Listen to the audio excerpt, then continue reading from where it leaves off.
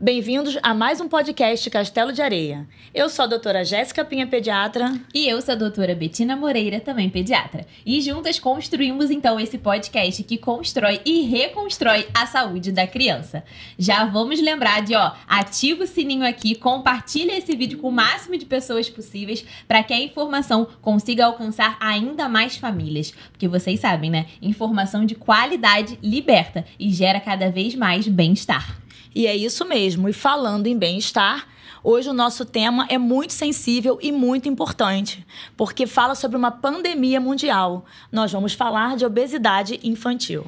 Bom, e para falar de um tema tão importante, tão relevante nos dias atuais, a gente trouxe uma convidada super especial, maravilhosa profissionalmente, pessoalmente, como a doutora Jéssica já vai falar para vocês. Tudo de bom. Então, seja muito bem-vinda, doutora Fernanda André. Eu sou endocrinologista pediátrica, mestre em endocrinologia pela UFRJ e vejo no meu dia a dia como a obesidade infantil vem aumentando, né?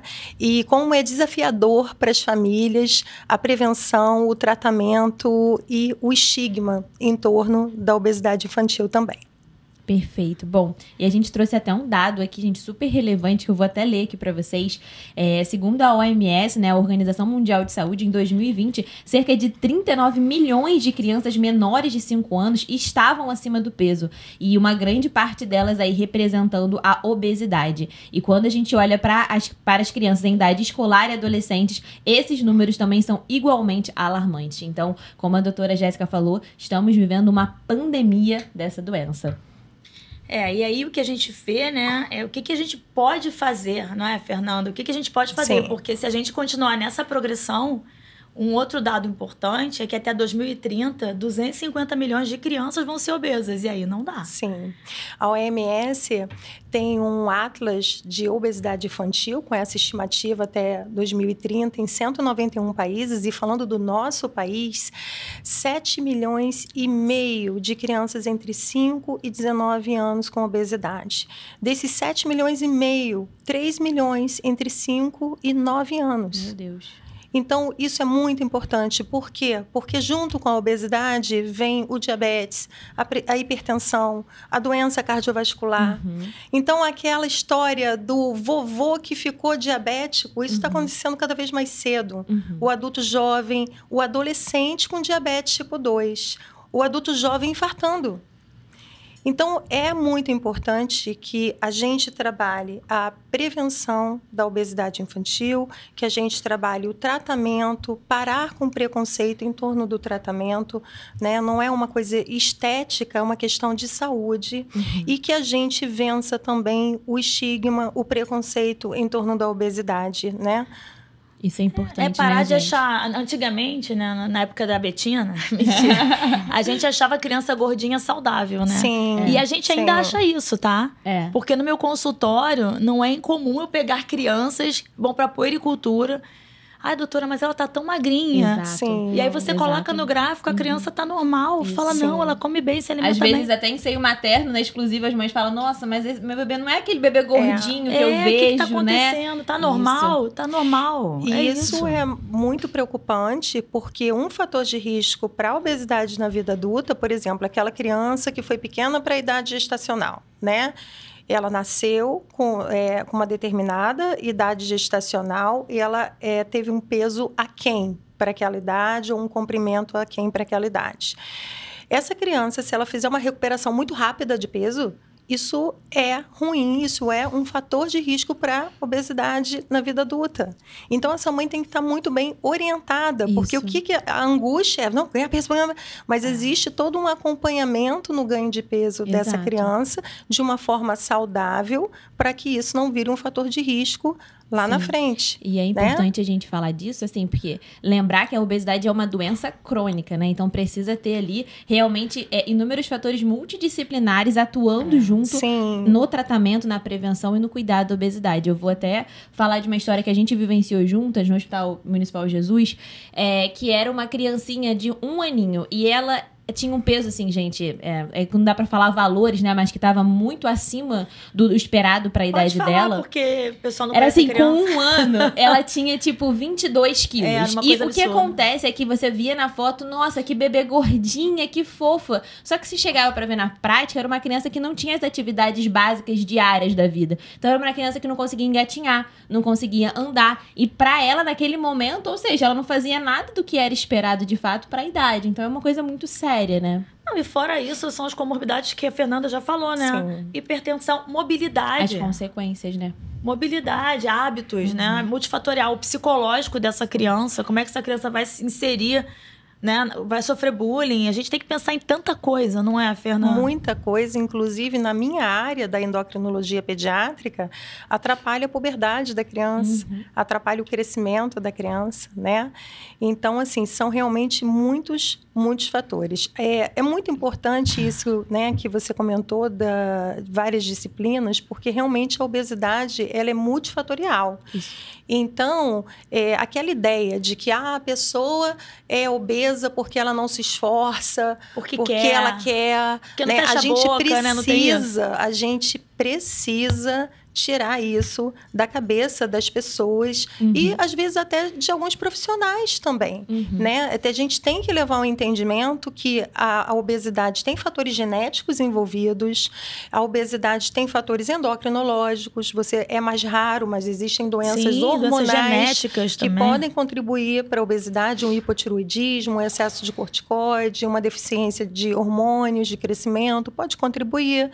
Você tem fatores, lógico, alimentares, com certeza, sedentarismo, o nosso ambiente ficou mais obesogênico. Eu converso, às vezes, com os pais na consulta, assim, poxa, você ia para um cinema, você queria uma pipoca grande, a pipoca aumentava disso aqui para isso aqui. É verdade.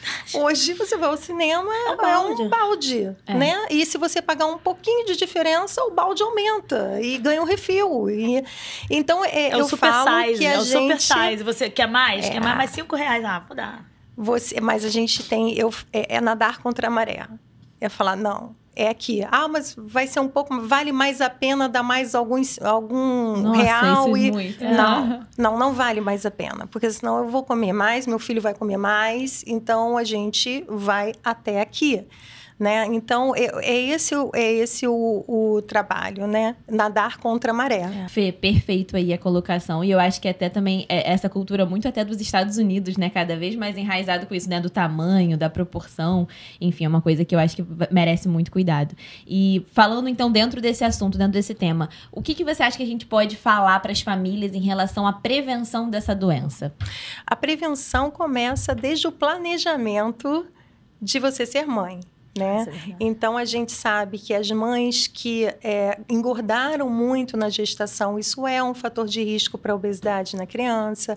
O diabetes gestacional também é um fator de risco. Se aquela criança...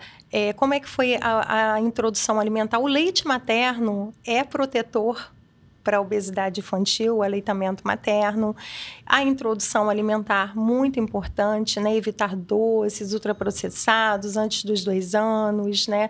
E ter uma alimentação depois que entram, né?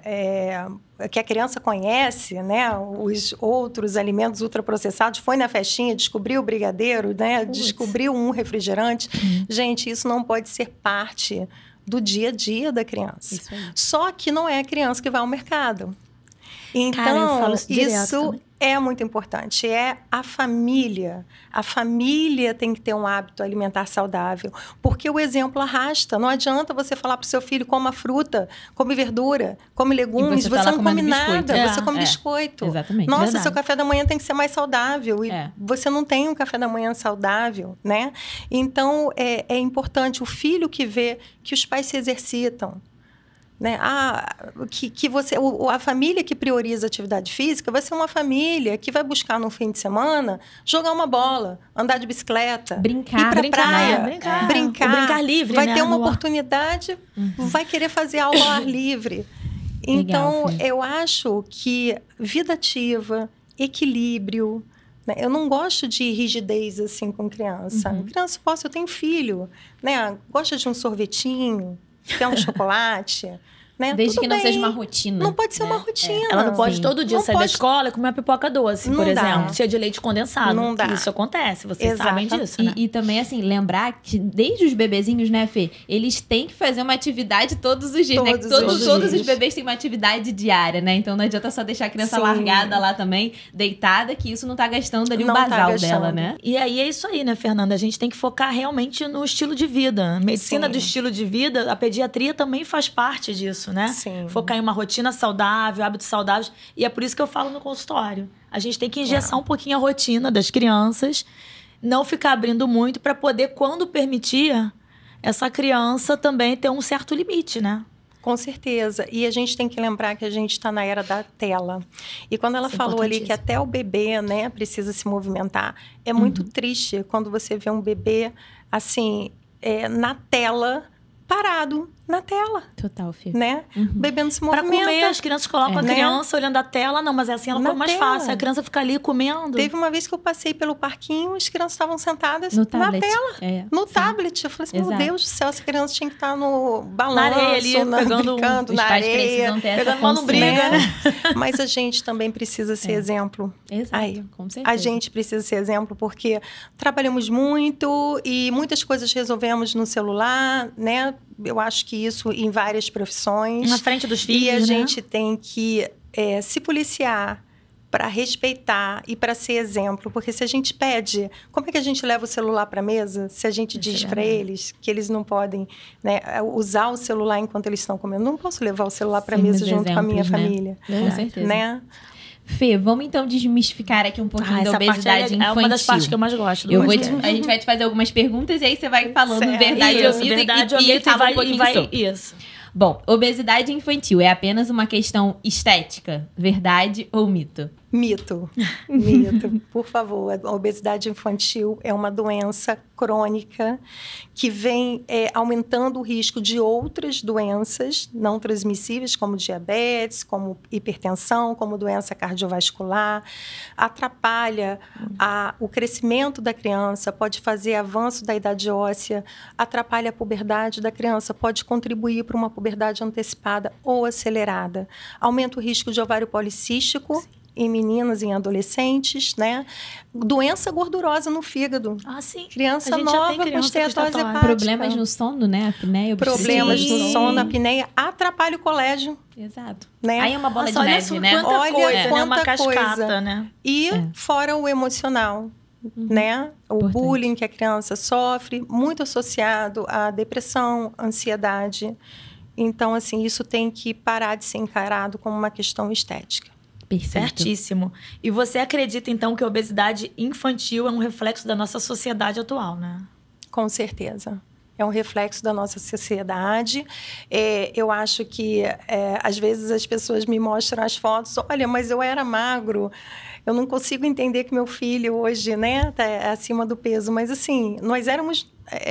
a maioria das crianças, quando você pega as fotos antigas, elas tinham peso para a altura dentro do normal. As crianças foram ganhando peso. O nosso olhar foi se acostumando com a obesidade infantil. Deixa Então, eu por só- isso que muito pode. Eu vou só te interromper, porque o meu caso foi exatamente o contrário. Sim. Né? Eu sempre fui uma criança obesa. Aham. Então, eu sempre sofri muito. Então, quando eu tive filho, Uhum. eu era extremamente neurótica, com rotina, Sim, com alimentação. sim. Minhas filhas têm 15 anos ali, você foi no aniversário Sim. dela. A Mari, 14, e não tem açúcar na minha casa. Se você for na minha casa, não tem Sim. 1 grão de açúcar. Sim. Porque eu tenho pra não pavor deixar elas passarem, que né? elas passem, assim, limitações mais psicológicas mesmo. Porque, assim, eu nunca sofri bullying, eu sempre tive 1 milhão de amigos. Mas quando eu colocava um biquíni, eu tinha vergonha. Aham. Sabe? Eu colocava o biquíni e pulava na piscina direto, sabe? E é um reflexo mesmo, isso afeta muito as relações, assim, de você com você mesma, psicológicas e o que você faz. Com certeza. Importante. Já Fê, interrompi, qual... já Não, interrompi. acho que foi incrível esse relato, com certeza. precisava falar Tem isso. que ver os dois lados, né? Isso fez você ter uma mudança de Acabou que de eu estilo acabei de fazendo vida, cirurgia né? bariátrica, né? Que também é uma realidade cada vez mais precoce. Sim. Adolescente de 18, 19 anos tem feito cirurgia bariátrica Sim. porque não conseguem controlar a obesidade, Sim. né? Mas eu acho que tô falando pra isso caramba, tem até desculpa, que ser gente. visto também, né? Que tudo tem a sua indicação.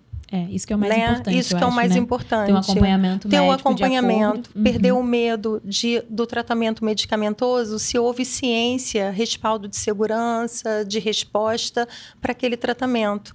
Então, eu acho que se você encara que a obesidade é uma doença, talvez você entenda, né, a necessidade ali daquele tratamento que é multidisciplinar, não é só atividade física e alimentação, é também.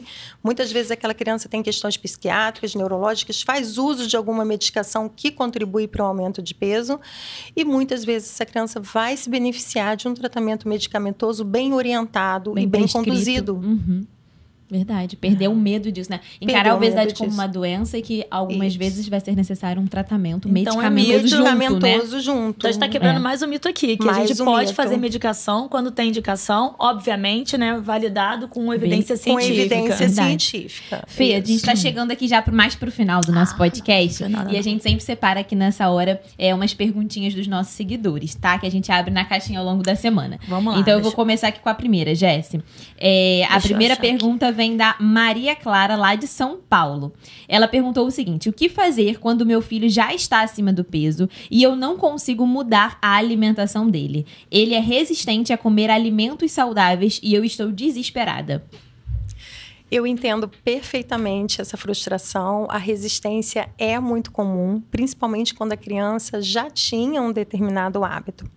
Bom, mas se a gente parar no primeiro obstáculo, não adianta fazer, porque eu não vou conseguir nada, a gente não vai conseguir fazer nada. Então, eu acho que o primeiro ponto é toda a família se envolver na alimentação daquela criança, sem que isso seja um peso. Estamos fazendo isso por você? Não, estamos fazendo isso por todos nós. E envolver a criança no preparo, tentar fazer coisas diferentes. Se for possível para aquela família, buscar um especialista, um nutricionista, né, para tentar trabalhar, fazer algo mais direcionado. Isso é uma coisa que ajuda bastante também. Não desistir. Então, eu acho que fazendo pequenas também mudanças, né? Às vezes as pessoas falam assim, não adianta ir na nutricionista, porque não dá para fazer tudo que ela fala. Dá para fazer alguma coisa? Né? Dá para trocar o refrigerante de todo dia e deixar no fim de semana? Por água. Dá para negociar? Dá para trocar o suco de fruta pela fruta? Isso. Dá para beber mais água? Né? Às então, vezes, assim, pequenas mudanças. Dá para fazer um combinado de pelo menos uma refeição, ter a verdura, o legume, deveria ser em todos, mas tudo bem. Pelo menos em uma, aos poucos. Sim, porque também nada radical vai durar muito tempo. Dura né? muito tempo. Exato. Então, eu acho que... Uma vez eu levei o meu filho... E isso é engraçado, né? Porque, nossa, você levou seu filho no nutricionista? Eu falei, sim, ele precisava ouvir de outra pessoa, né? Eu não sou nutricionista. Levei e deixei ela conduzir. Foi uma nutricionista que atende, né? Tem experiência com crianças. Infantil, e foi muito bonitinho, que ele ficou sentado.